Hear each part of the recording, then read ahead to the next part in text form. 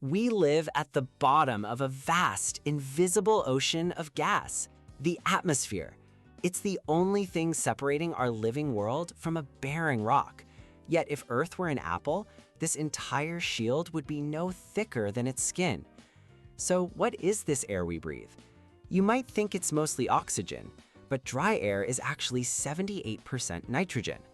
Life-giving oxygen is just 21%. The real climate drivers, however, are the trace gases. Molecules like carbon dioxide make up a tiny fraction of a percent, but act as the planet's thermostat. The atmosphere isn't one uniform blob.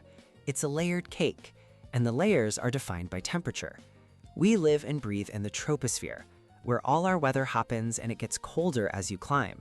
But push higher into the stratosphere, and the temperature suddenly reverses. It gets warmer.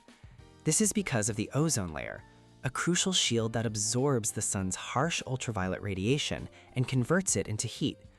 Above that, the mesosphere is the coldest layer, the place where meteors become shooting stars, before the superheated but nearly empty thermosphere merges into space.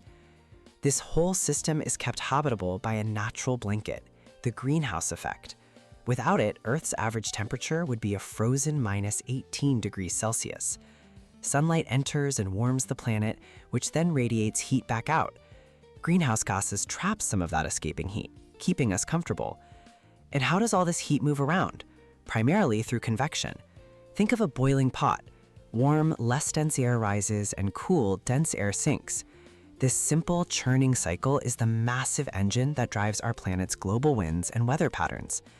From the crushing pressure at sea level to the edge of space, our atmosphere is a dynamic, interconnected shield. Every breath we take is a connection to a 4 billion-year history of gas exchange, a delicate balance we must understand to protect.